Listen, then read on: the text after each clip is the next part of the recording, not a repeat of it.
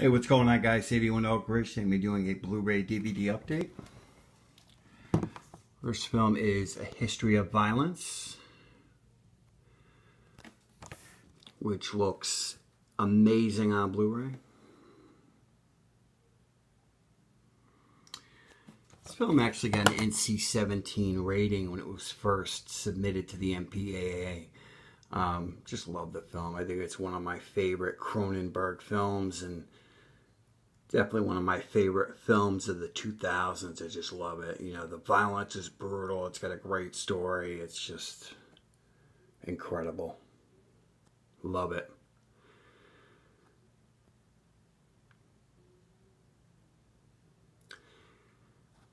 Like I said, it's not your typical violence you'll see in a film like, you know, Total Recall or RoboCop. This is very, you know, graphic, just hard-hitting, realistic violence. Love it. We have The Secret Window with Johnny Depp. It's basically about a writer who gets a knock on the door by this psychopath who says he stole his story, and the guy becomes increasingly violent towards Johnny Depp's character, and you know, winds up stalking him. He kills his dog, and his ex-wife, he winds up burning her house down. They're actually divorced. They're going through a divorce, and you have John Shooter right there, who's a complete psychopath. And we find out towards the end of the film, huge plot twist. I don't want to give it away, but to me, it actually made the film, it benefited the film with the twist at the end. I loved it. This is one of the older, as you could see, Blu-ray releases where they had this sticky bullshit on the side that you can't get off the case, and I have to buy another case because it's pretty much fucked. We have Frailty. Love this film. This is definitely one of my favorite films of the 2000s. One of Matthew McConaughey's best performances. You had this before. I had this, but the guy sent me the Canadian release, which is Maple Entertainment. And you guys know me. I'm very anal when it comes to my collection, so I had to have the Lionsgate edition. And there's it's pretty much no difference. It's the same transfer. It's just different packaging. If anything, the Maple Entertainment release is probably better because at least you don't get that stupid fucking Eco case with it. And this, you get the Eco case, which, you know, the art gets ruined. But as for the film, I love it. I think it's, in another 20 years, it's just going to develop a bigger cult following, definitely. I love it. We have Bloody Birthday. Very reminiscent of Children of the Corn. I actually like this more than Children of the Corn. Three kids are born during a solar eclipse, and when they turn 10 years old, they go on a killing spree. This is a film that could not be made today, you know, it's with our politically correctness. But you got lots of nudity in this too. You'd think with kids in it there'd be not that much nudity, but it's like every other scene's got tits, ass. But I thought the main killers are great, especially the girl. She has a very sadistic look to her. They did a good job casting the kids, I thought. This is another film that's kind of forgotten too. One of those films that, you know, kind of got lost over the years. Then we have It Follows. It's a film a lot of people were talking shit about. I loved it. I thought it was very atmospheric, very creepy, very John Carpenter-esque.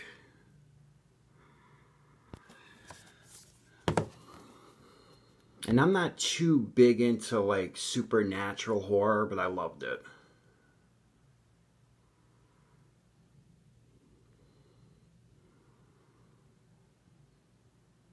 I wouldn't compare it to a film like Poltergeist, but it just had that feeling of dread, like, you know, the first Poltergeist film. Just that creepy, like there's something wrong. Love it. Okay, then we have The Seasoning House.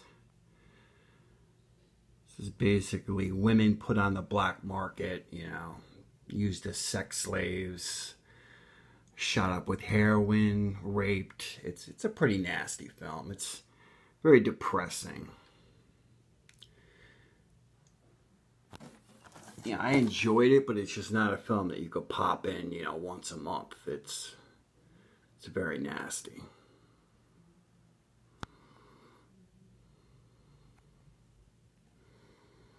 Acting was great. Everything was on point. It's very depressing.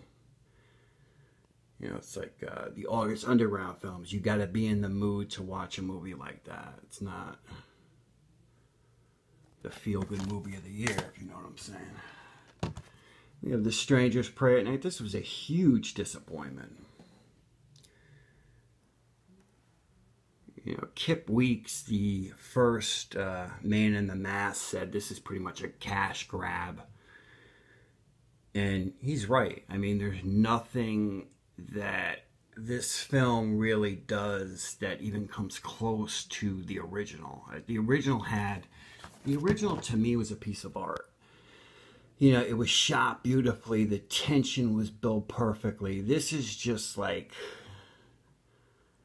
a cheap horror film. They got, you know, people to fill in these spots. These girls are not the same girls as the original film.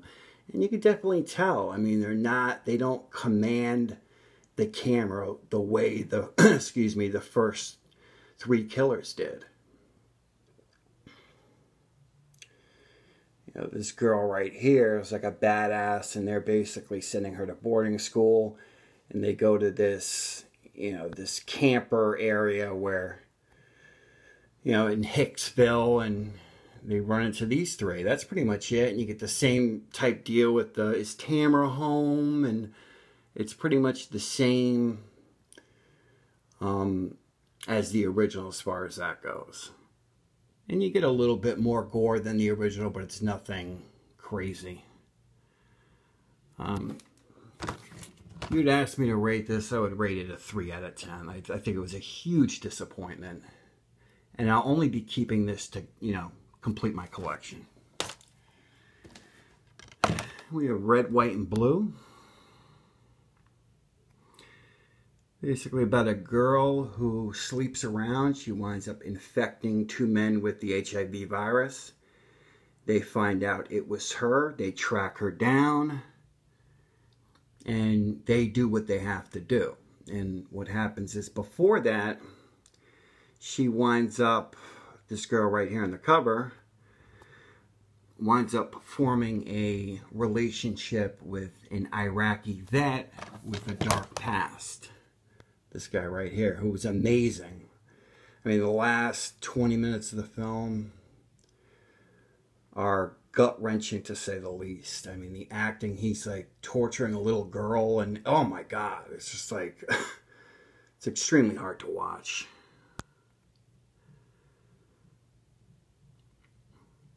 I'll go as far as to say this is one of the best independent revenge films ever made. This was brilliant.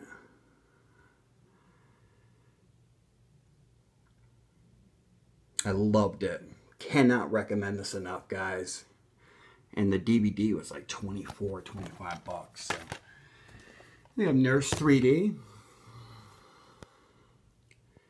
The film is basically about a woman, a nurse who basically tortures and kills men, cheating men who cheat on their spouses. And then it turns from that into her in a love affair with another nurse at her hospital. It's just, it kind of veered off in the wrong direction, if you ask me. I thought if it stayed on that path with her, you know, killing, cheating men, I thought the film would have been benefited from that. But it just turned into like a Fatal Attraction, and it just didn't know what it wanted to be. Now, if you love gore, if you love naked women covered in blood, you'll love the film, okay? Because it's got insane female frontal nudity. It's, you know, if you love titties, ass, gore, you'll love it. But there's just no, the film has no soul. It's just like a empty slate. There's just nothing to really say about it. It does look good on Blu-ray, I'll give it that, but that's pretty much it, you know.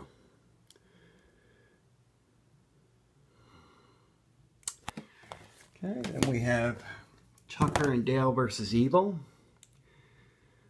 I'll go as far as to say this is the best horror film that I've seen in probably 10 plus years. As far as combining horror and comedy, I think this film does it better than most of the films put out there right now.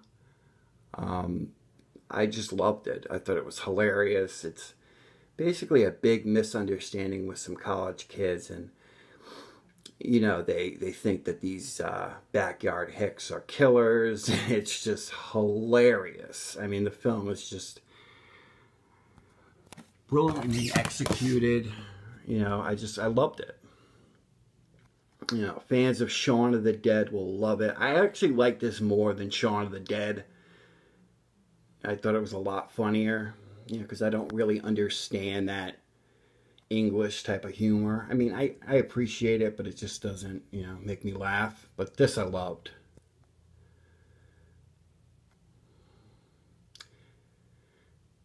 This is another one. You know, I'm not huge into horror comedies. That's why I kind of put it on the back burner. And so many people were recommending me this film that I just had to order it. And I'm definitely glad I did. Loved it.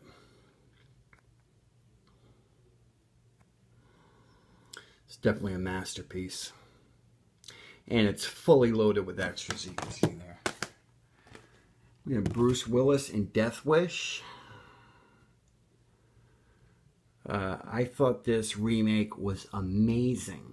Amazing. Everybody knows the story. Bruce Willis is a doctor. His wife gets murdered in an assault. I guess they want his jewelry, and, you know, I'm not going to give too much away, but they get his address through one of the valet guys at the restaurant gets his address through his, I think it's phone, or anyway, they wind up breaking into his house and they fight back. The wife and the daughter fight back, and they wind up killing the wife. And it's basically the daughter's in the hospital, and it turns from him looking for not only revenge against the guys who took his wife's life, but just justice for people that are being fucked over, especially children that are forced into selling drugs. There's a scene with the ice cream man who, you know, basically makes children sell drugs for him, and they get their just due. I just loved it. I thought it was brilliant. And, you know, them putting, you know, social media in the equation, because that's pretty much what it is. If you see something happen on the street, you're going to post it to Facebook. That's just how we are as a society. I loved it. We have Band of Vengeance, which I thought was a decent revenge film. It's basically about her. She actually kicks the shit out of the guy who's got her locked up, and she forces him into unlocking all of these, you know, hidden rooms, hidden apartment buildings where he has all these sex slaves hidden. And she didn't just, you know, she could have just got up and left, but she, you know, made sure that the other girls got out. And she runs into some trouble. I'll just leave it at that. This is actually the guy I noticed that played Buddy Revell in 3 O'Clock High. And the guy really hasn't aged. Like, he looks the same as he looked in '86 or whenever that film was made. But I loved it. It's not your typical revenge film. And then we have Straw Dogs with the stunning Kate Bosworth. She moves back to her hometown with her husband. He's a writer he makes feature films, and this guy over here is her ex-boyfriend, and he's kind of the tough guy, and her husband's kind of the pussy. And, you know, he wants her back, and there's a sexual assault that takes place, but that's not the complete, you know, premise of the film. There's a slow, retarded man that winds up killing the daughter of the coach of the football team, who's a complete psychopath. And they wind up helping the retarded man out, and they pretty much want in their house, they want to kill everybody there. But I loved it. I thought it was brilliant. Not as good as the original, but I thought it was definitely stands on its own. Very brutal, very nasty in your face.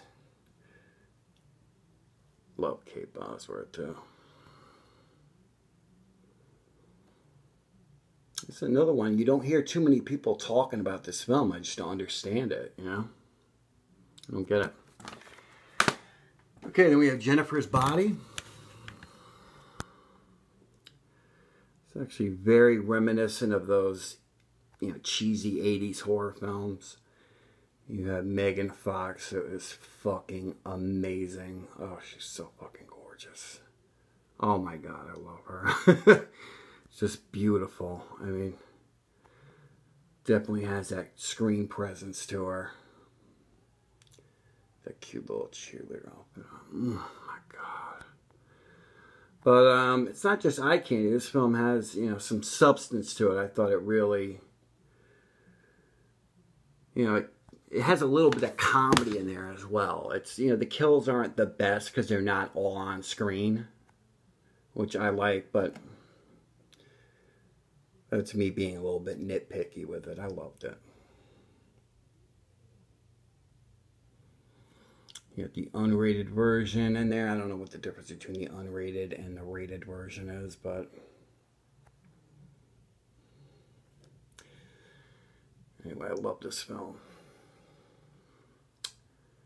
Okay, and then we have, last but not least, we have Panic Room, which is a 3-disc DVD. Take it out just to show, because there's no Blu-ray release of this film. I don't know why, but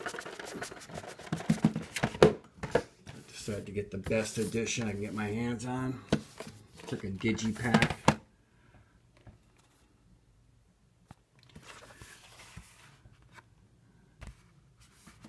It's the guy that was in Crank, played the doctor.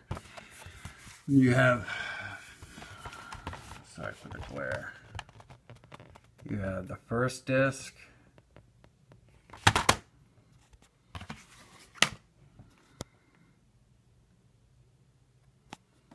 second disc, just special features. It's a really nice edition. I mean, it looks decent, but it's a little bit grainy. It looks like a DVD. Yeah. So if they put out a special edition Blu-ray for this. And you have disc 3. Decent packaging. Now we're going to go back to the films that I recommend the most, just so everybody knows.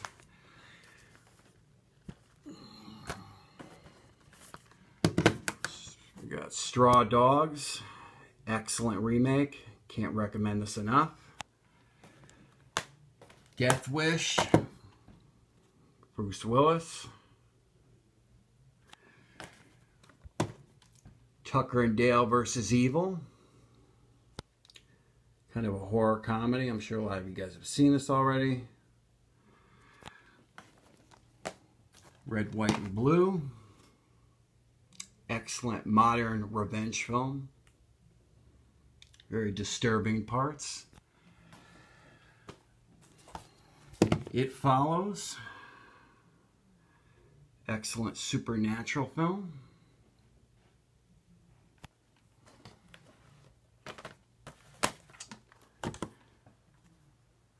History of Violence.